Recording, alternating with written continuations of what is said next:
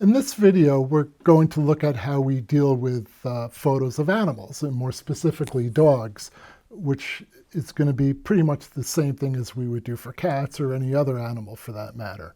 So as opposed to landscapes where we're looking for drama and saturated colors and contrasts, with people and animals, we're looking for much less of that. We don't want to alter the skin tone, or in the case of the dog, we don't want to alter the color of the fur. We want it to be realistic, and we also want it to look good. We want the animal to look good, and we want the person to look good.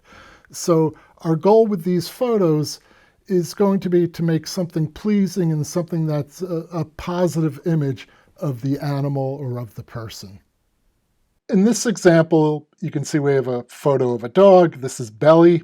Belly has very white fur, and Belly was shot in open sunlight. So you can see the fur isn't blown out, but we need to bring some of the detail back into her fur because there's just not a lot of detail right now and a lot of contrast in there. And you can also see, because Belly was shot in open sunlight, we have a very strong shadow underneath her head there. And so anything we can do to minimize the shadow or lighten it a little bit and bring back some detail will be very helpful. So the first thing we'll do is, as we've done before, we'll start looking at our blacks. And as soon as we start bringing them down, you can see we get blocked up areas. In the background, I'm not so concerned, but on her face and her nose, we certainly don't want that. So there's not much we can do to lower the blacks. They're about as dark as they're going to get. And you can see in the histogram here, in the black area, we have a lot all the way at the left-hand side here. And as soon as we go to the left here, we start coming up on the left-hand edge of the histogram. So there's not much we can do there. So we'll pretty much leave the blacks alone. Now we go to the whites, and that's the extreme other side of the histogram. And you can see if we start bringing up the whites, we start getting blown out areas. So we can bring them up a little bit. I see about a plus 17. Now we can go to the shadow area, and essentially I want to open up the shadows a little bit more. I don't want to make them darker. So if we bring the shadows to the right, the slider, you can see it sort of evens out the tones across the image, and we're lessening the contrast a little bit, and we're bringing more of the tones to the middle part of the spectrum, or the middle part of the histogram here. So I'm going to open up the shadows, bring it about a plus 50 or so, and then we go to our highlights. And again, if we increase the highlights, you see we're just losing detail in the fur, and that's not really helping us much. So if I bring the highlights to the left, you can see on the histogram, it's lowering this peak at the far right, and it's spreading it out more to the left, more into our middle values, which is more of what we want. So if I bring the highlights down, you can also see in the fur, we're getting a lot more detail, a lot more shadow area, and you can really get a sense of the fur. Even though the sharpness of the photo is not great, you can see the focus is really on the nose and the snout, and as you go further back, there's not much depth of field in the focus here, and so it gets a little blurry. But by the same token, lowering the highlights here gives a little more apparent sharpness and detail to the image. So it really helps quite a bit. So I'm going to lower the highlights to about a minus 66 here, which brings in a lot more detail. Contrast, as we've done before, I'm not going to mess with that right now. Exposure, which is our middle values, we could bring it up just a little bit just to open it up. And so you can see we've at this point, if we look at our before and after, we've really got a considerable improvement already without doing a whole lot.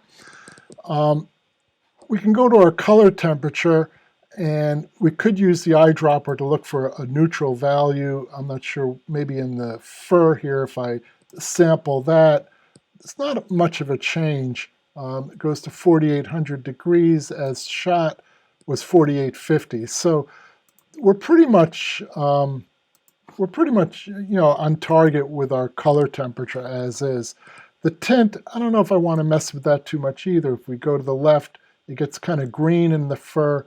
And you go to the right, it gets a little magenta. So again, we can just go back and sample the gray area in the fur, and you can see it brings up the tint to a +10, as shadow is a +9. So not huge differences here. So we just made a subtle difference.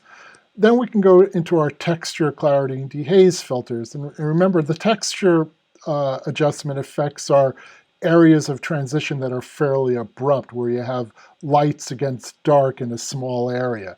So if we bring up the texture, you can see that it does affect the fur. We're getting a lot more detail in this. Typically in a people shot, you probably wouldn't want to accentuate this too much. In the terms of an animal or a dog, yeah, you want to see the fur. So bringing up the texture a little bit increases, again, the apparent sharpness and contrast in the fur, especially in the snout area here. So I think it helps a little bit. Clarity and dehaze are going to affect mostly the softer areas. If we bring up clarity, you can see it increases the contrast a little bit, especially in the background. So we can go up a little bit, maybe a +10 or +8.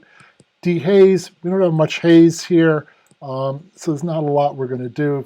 If I bring it up, you can see it really increases contrast a lot. If I bring it down, it just softens and lightens the saturation or color intensity. Again, we're not looking for a lot of color intensity here, but vibrance is going to affect more of the middle tones. If I bring that up, you can see it increases the warmer pink values on the face of the dog. We're not looking for a lot of that. Go to about a +5. Saturation of colors, again, in the background, we've got plenty of color. I don't know if we really need a lot more. If you bring it up, it gets really a bit artificial and unwieldy there. So we can go with maybe a +2 on the saturation. So if we look at our before and after, that's our before and this is our after. So we've definitely made quite a bit of an improvement here. The only other thing I would say we could probably do at this point is we could go into our cropping tool and maybe crop it more to a vertical. There's a lot of background here that's probably pretty unnecessary. So if we crop it more to a vertical and almost, we could keep it to a 4x5 or 8x10 format, double click on that, and that's definitely a more pleasing composition. So again, looking at our before and after, we've definitely improved things quite a bit. The only other thing we could probably do is I could probably darken the lower part here. If I put a mask at the bottom and going up, and we lower the exposure there, we can bring a little bit more attention to the face of the dog. So by eliminating some of the lighter parts below the head here, we can keep the eye more focused on the eyes and the head of the dog. And the only other thing we could possibly do is create another mask. We could try to increase the or decrease the depth of the eyes, try to open up the eyes a little bit. So if I put a mask on both eyes and increase exposure, we can bring back a little bit. They're pretty dark there, so there's not a whole lot we can do. Again, looking at our before and after, that's our before. You can see the eyes are really pretty black and the fur is pretty white. And here we've opened up we've got a little bit of detail going on in the eyes.